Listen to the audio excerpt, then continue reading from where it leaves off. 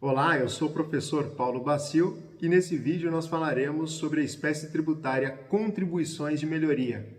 Bom, a Constituição Federal atribui competência, para os entes da federação criarem as contribuições de melhoria no artigo 145, inciso 3.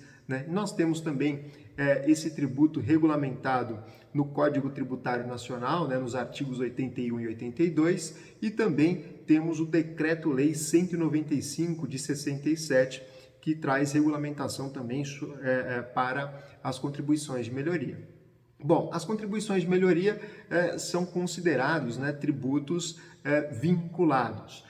Tributos vinculados ao quê? A uma atividade do Estado, a uma atividade estatal. Então, nós podemos dizer que são tributos vinculados, tributos contraprestacionais, tributos bilaterais, porque exigem efetivamente uma contraprestação do Estado, estão vinculados a uma atividade estatal. E que atividade estatal é essa? Então, nós vamos para o fato gerador das contribuições de melhoria, que é a execução de uma obra pública que acarrete na valorização de imóveis. Então, quando nós tivermos a execução de uma obra pública que acarrete, em decorrência dessa obra pública, nós tenhamos a valorização de imóveis, é possível a instituição, a criação das contribuições de melhoria. Bom, mas são todas as obras públicas que possibilitam a instituição das contribuições de melhoria? Não, são as obras públicas previstas no artigo 2º do Decreto-Lei 195 de 67. Então, o Decreto-Lei ele traz um rol de obras públicas que possibilita a instituição desse tributo. Então, o fato gerador das contribuições de melhoria é a execução de uma obra pública que acarrete na valorização de imóveis. Existindo, então, uma obra pública que, em decorrência dessa obra pública, nós tenhamos a valorização de imóveis, é possível, então, a instituição desse tributo, certo? Bom, e se em decorrência de uma obra pública nós tenhamos, ao invés de uma valorização, uma desvalorização de imóveis? Então, o proprietário desse imóvel, ele poderá requerer ao poder público uma indenização. Então, além de não ser possível criar um empréstimo compulsório, o proprietário do imóvel que foi desvalorizado em razão de uma obra pública pode requerer uma indenização para o Estado, certo? Então, é necessário para a instituição da contribuição de melhoria a execução de uma obra pública e uma valorização imobiliária em razão dessa obra pública, certo? Bom, então quem pode, qual é o ente da federação que pode instituir a contribuição de melhoria? A contribuição de melhoria é um tributo de competência comum, ou seja, todos os entes da federação podem instituir, podem criar contribuições de melhoria. Então, o ente da federação que realizar a obra pública que acarretou na valorização de imóveis pode instituir a contribuição de melhoria. É de competência comum. E como é instituído? Por meio de lei ordinária, por meio de lei comum, Lei ordinária pode instituir as contribuições de melhoria, assim como a grande maioria dos tributos no nosso ordenamento jurídico, certo? E quem será, então, o sujeito passivo, O sujeito ativo, então, quem cobra, quem pode cobrar, quem pode instituir o tributo, o sujeito ativo, é o ente da federação que realizar a obra pública. E o sujeito passivo, aquele que deve pagar o tributo? Bom, como contribuinte, o sujeito passivo será o proprietário do imóvel no momento em que for executada a obra, no momento em que for realizada a obra, no momento em que for instituído o tributo. Então, quem é o proprietário?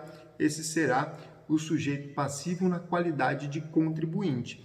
No entanto, né, o decreto-lei ele define como responsável tributário, e, portanto, o sujeito passivo na qualidade de responsável tributário, o adquirente ou sucessor de qualquer natureza. Então, aquela pessoa que adquiriu o imóvel, seja por qualquer motivo, né, ou que sucedeu ali o proprietário, né, adquiriu esse imóvel em razão de uma herança, enfim, aquela pessoa que adquiriu o imóvel, né, ou sucessor de qualquer natureza, será considerado o responsável tributário, caso, evidente, o contribuinte não tenha pago o tributo. A legislação ela impõe dois limites para a cobrança das contribuições de melhoria.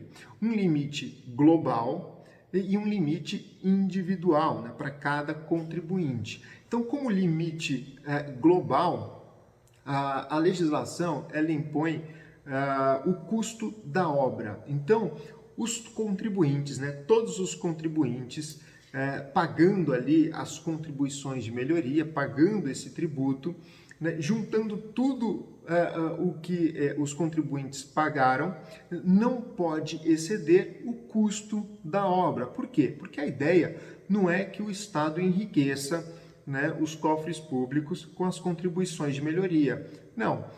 O que se pretende com a contribuição de melhoria é custear a obra, ou custear a obra de forma integral ou parte da obra, mas é custear a obra única e exclusivamente e não enriquecer os cofres públicos, né? Então, portanto, né, a legislação ela impõe como um limite global, né, o pagamento com todos os contribuintes ali arrecadando o tributo, né, a contribuição total não pode ultrapassar o custo da obra. E individualmente, né, para cada um dos contribuintes, o valor a ser pago a título de contribuição de melhoria não pode ultrapassar a valorização que esse contribuinte teve, que esse proprietário de imóvel teve no seu imóvel. Então, se o contribuinte ele teve uma valorização de R$20.000, ele não pode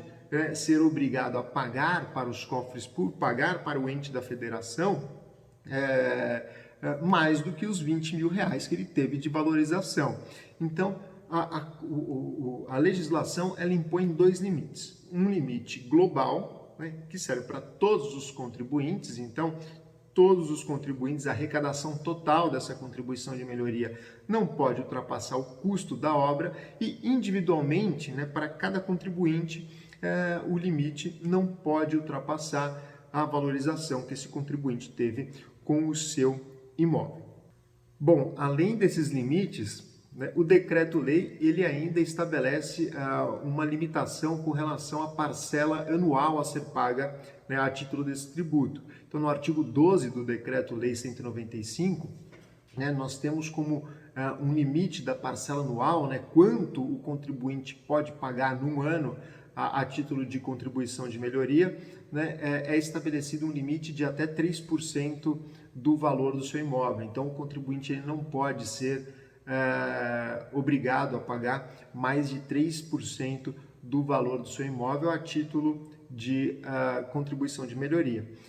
Além disso, o decreto-lei ele possibilita, né, que o contribuinte ele deduza do seu imposto de renda os valores pagos a título de contribuição de melhoria, né? O artigo 17 do decreto-lei traz essa possibilidade de dedução do imposto de renda, né, dos valores pagos a título de contribuição desse tributo.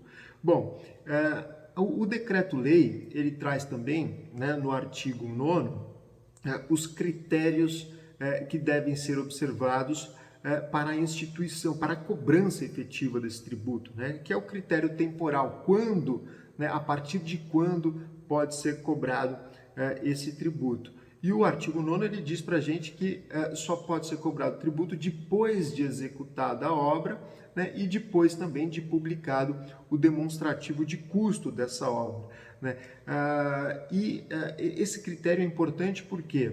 Porque serve principalmente, né, para que a gente possa observar os limites, né, tanto o limite global quanto o limite individual que a gente acabou de falar, né? Porque a gente só vai conseguir visualizar, né, a valorização que um imóvel teve, e aí serve para a gente estabelecer qual é o limite individual, né, depois, efetivamente, que a obra for executada. Né? Depois que a obra for executada é que a gente pode realmente, né, verificar e mensurar qual foi a valorização que o imóvel teve. Além disso, né, o artigo 9º, ele diz que só pode ser cobrado tributo depois de publicado o demonstrativo de custo. Né? Por quê? Porque o custo da obra traz para a gente o limite global, né? O limite global que pode ser pago pelos contribuintes, não podendo ultrapassar, né, o valor, o custo da obra executada. Então, o decreto-lei estabelece como limites, né, para a cobrança do tributo a execução da obra, né? Então só pode ser cobrado depois de executada a obra e só pode ser cobrado também depois de publicado o demonstrativo de custos dessa obra. Bom, e para finalizar, o artigo 82 do Código Tributário Nacional, ele traz as informações mínimas, né, que devem constar para que seja possível a instituição desse tributo.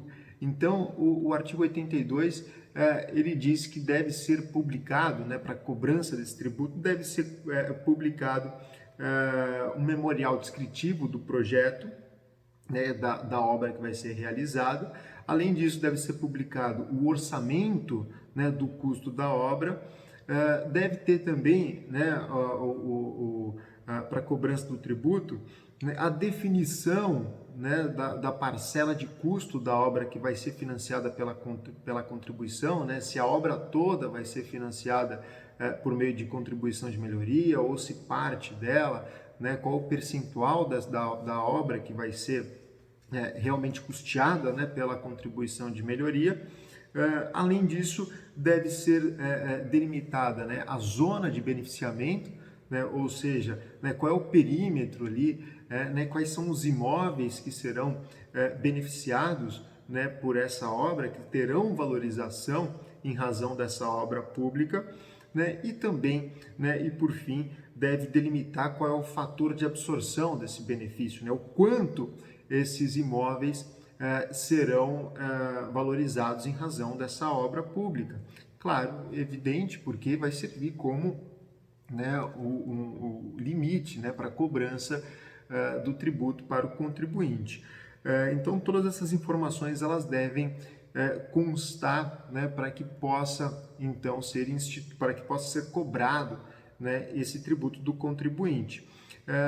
O Código Tributário Nacional ele prevê ainda, né, no artigo 82, né, no inciso 2, ele prevê a possibilidade do contribuinte impugnar qualquer uma dessas informações, né, no prazo de, no mínimo, 30 dias. Então, se o contribuinte não concordar, né, com alguma dessas informações ou com um projeto que foi apresentado ou com um demonstrativo de custos, né, dessa obra ou com a zona de beneficiamento, enfim, com qualquer uma, né, dessas informações prestadas pelo poder público, ele pode ter aí, ele deve ter, né, a opção de impugnar, né, essas informações num prazo mínimo de 30 dias, segundo o Código Tributário Nacional.